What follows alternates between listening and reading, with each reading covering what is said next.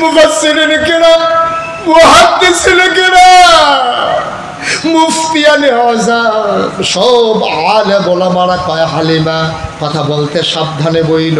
তুমি বলতেছো এত সুন্দর বাচ্চা দেখো নাই, হালিমা দেখবা কেমনে গো? এর চাইতে সুন্দর বাচ্চা আমার আল্লাহ আর একটাও বানায় নাই। দেখবা কেমনে হালিমা, ও হালিমা কেমনে সুন্দর বাচ্চা দেখবা, এর চাইতে সুন্দর বাচ্চা তো আর নাই। তুমি দেখবা কেমনে গো হালিমা, একটাই তো আল্লাহ বানিয়েছেন।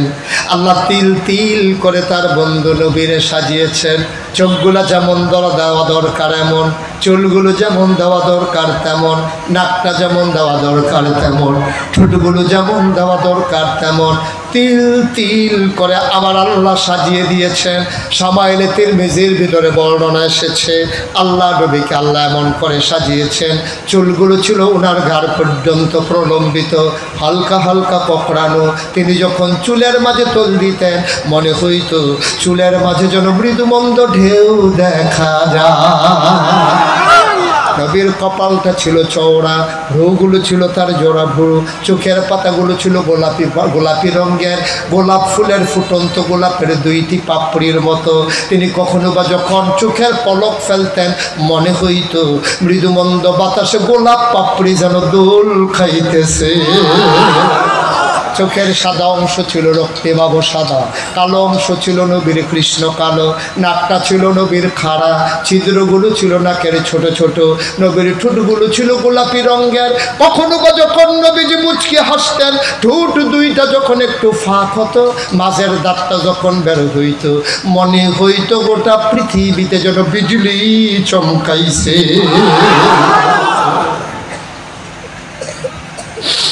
মুসলমান এইভাবে ঘুমিয়ে আছেন আম্মা জানা মেনার কোলের ভিতরে। হালিমা কয় এত সুন্দর বাচ্চা আমি দেখি নাই। বাচ্চারা চোখ বন্ধ করে ঘুমায়, মন চাইছিল তে যদি আমার একটু দেখতো। আমি তো তারে দেখি, সে তো আমারে দেখে না। আমি মনে মনে চিন্তা করতেছিলাম, হঠাৎ করে দেখলাম তার চোখের পাতাটা যেন নড়ে উঠেছে। আমি অবাক বিস্ময়ে তাকিয়ে রইলাম, চোখের পাতা তো নয়, মনে হইল ফুটন্ত গোলাপের গোলাপি রঙের দুইটি পাপড়ি যেন মৃদুমন্দ বাতাসে দোল খাইতেছে। আমি চমকে উঠলাম, থমকে দাঁড়ালাম, আমি আশ্চর্যান্বিত হয়ে গেলাম। সে আবার চোখ খুলে আমার দিকে তাকাইলো। আমি তো তার দিকে অনেক আগে তাকিয়ে আছি। সে আবার আমার দিকে তাকাইয়া ঠোঁটের কোণাটা বাঁকা করে একটা মুচকি হাসি দিল। আমার মনে হইল হাসি তো নয়, মনে হইল হাসির কারণে আমার কলিজাটা যেন দুইটা ভাগ হয়ে গেছে।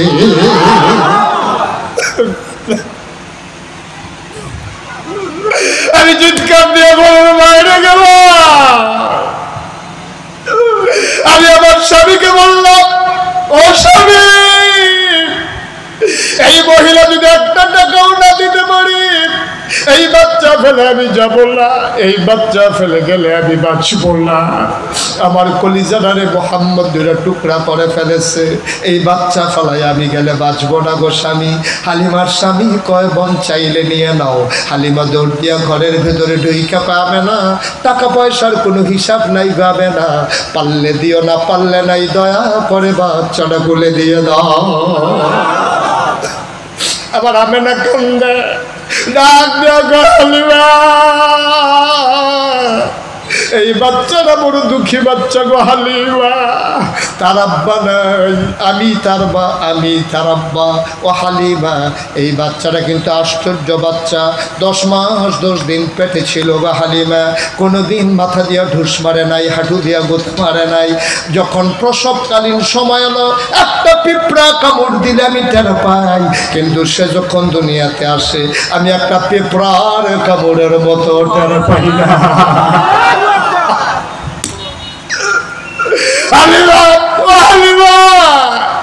এই বাচ্চাটা বড় আজব বাচ্চা গো হালিমা। কোনোদিন খিদে লাগলো কান্দে না, ঘুম পাড়াই দিলে নড়াচড়া করে না। যেমনে দেই ঘুম পাড়াই এমনিই ঘুমায়। শোনো শোনো শোনো, একদিনের আসব ঘটনা শোনো। আমি তারে ঘুম পাড়াইয়া আমি হাম্মামে ঢুকেছি গোসলখানার জন্যে। আমি গোসল করব, গোসলখানায় ঢুকলাম, কখনো সে নড়ে না, কিন্তু আজকে টের পাইলাম যেন হাত পা সে নাড়াচাড়া করতেছে। আমি জানালা খুলে আমি উকি মেরে তাকাইয়া দেখি আমার মোহাম্মদ খিলখিল করে হাসে।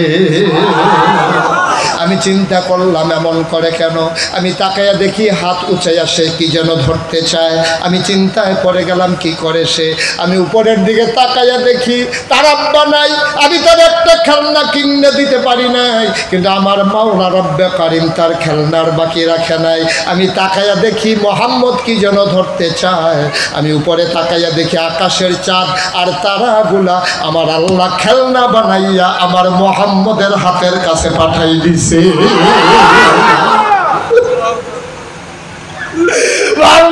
ধরতে যায়, চাঁদ উঠে নামে, আমার মোহাম্মদ হাসে। সুবহানাল্লাহ বলা, আমার মোহাম্মদ হাসে আর ধরতে যায়। ও হালিমা, এটা বড় আজব বাচ্চা গো হালিমা, সাবধানে রাইখো।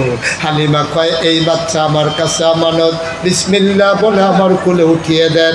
আবার যখন বিসমিল্লাহ বলে আমেনার কুলের ভিতরে আমেনা ওই বাচ্চাটাকে হালিমার কুলের ভিতরে উঠাই দিলেন। সুবহানাল্লাহ না, ওই বাচ্চাটারে যখন হালিমা কুলের ভিতরে উঠাই দিলেন, হালিমার কুলে যখন বাচ্চাটা দেওয়া হলো, হালিমা কয় আমি ছিলাম একেবারে শুকনা মহিলা, আমার বুকের দুধে আমার বুকে কোনো দুধ ছিল না, আমার বুকটা ছিল একবারে শুকনা, একটা ফোঁটা দুধ আমার বুকে নাই।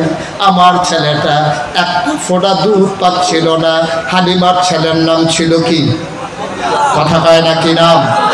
হালিমা কয় আমার নিজের ছেলে আব্দুল্লাহ তায়েফ থেকে আসার পথে, তায়েফ থেকে ওই মক্কা পর্যন্ত আসতে বারবার বুকের ভিতরে চুষণ মেরেছে। আমার বুক দুইটা ছিল শুকনা, আমার বুকে ফোঁটা দুধ ছিল না, কিন্তু যেই মাত্র আমি মোহাম্মদরে কুলে নিলাম, খোদার কসম আমি টের পাইলাম আমার শুকনা দুইটা বুক সাথে সাথে যেন দুধে ভরপুর হয়ে গেছে। সুবহানাল্লাহ।